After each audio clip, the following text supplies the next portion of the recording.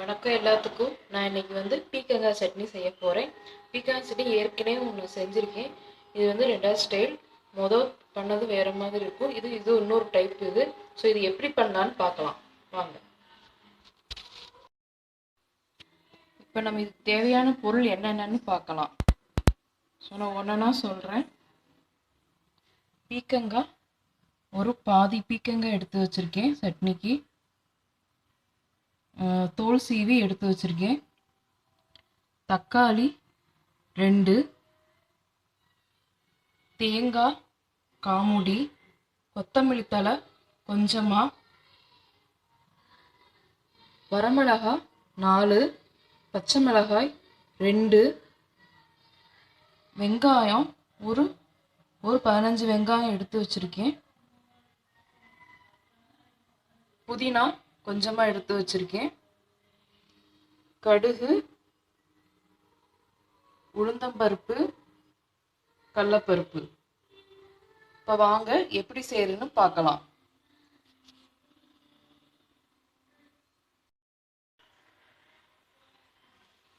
கடுகு கொஞ்சமாக போட்டுக்கிறேன்.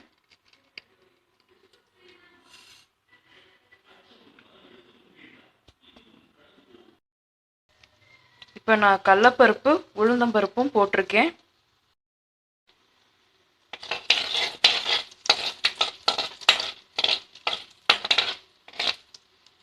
கடலைப்பருப்பு உளுந்தம்பருப்பும் நான் எடுத்து வச்சதை அப்படியே போட்டிருக்கேன். கடுகு மட்டும் கொஞ்சமாக போட்டிருக்கேன். ஸோ இது நல்லா செவக்கட்டும். செவந்ததுக்கப்புறம் நம்ம ஒன்றா ஆட் பண்ணிடலாம்.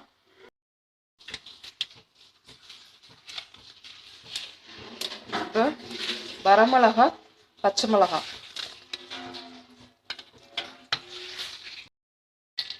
அடுத்து வெங்காயம் ஆட் பண்ண போகிறேன்.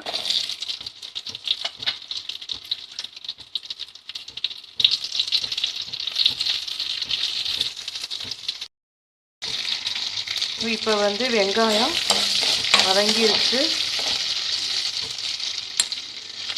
இந்த பச்சை வாசனை ஸ்மெல் போக நம்ம வதக்கிக்கிறணும். இப்போ அடுத்து இந்த கொத்தமல்லி தழையும் புதினா தழையும் போட்டுறேன்.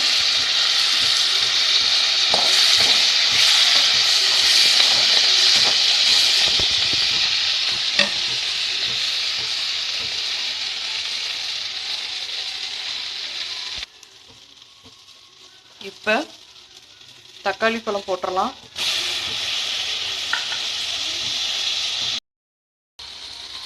இப்போ நம்ம பீக்கங்காய் சேர்த்துடலாம். பீக்கங்காய் இப்போ நான் சேர்க்க போகிறேன். ஸோ இதுவும் நல்லா வதக்கிட்டு கடைசியாக தேங்காய் போட்டு ஒரு சுற்று சுற்றி நம்ம இறக்கிடலாம். ஸோ இறக்குனதுக்கப்புறம் அது கொஞ்சம் ஆறுனி நம்ம மிக்சியில் போட்டு தாளித்து விட்டுக்கலாம். ஸோ இந்த சட்னி ரெடி ஆயிரும். இப்போ நம்ம பீக்கங்காய் நல்லா வதங்கிருச்சு. ஸோ நம்ம இப்போ தேங்காவை சேர்த்து ஆட் பண்ணிடலாம். தேங்காய் ரொம்ப வதங்கணும் அவசியம் இல்லை. லைட்டாக ஒரு சுற்றி சுற்றி நம்ம இறக்கிடலாம். இப்போ நான் ஆஃப் பண்ணிட்டேன். இது நல்லா ஆறுனதுக்கப்புறம் மிக்சியில் போட்டு எடுத்துக்கலாம். ஸோ நான் அதில் எல்லாமே போட்டேன், வதக்கியாச்சு.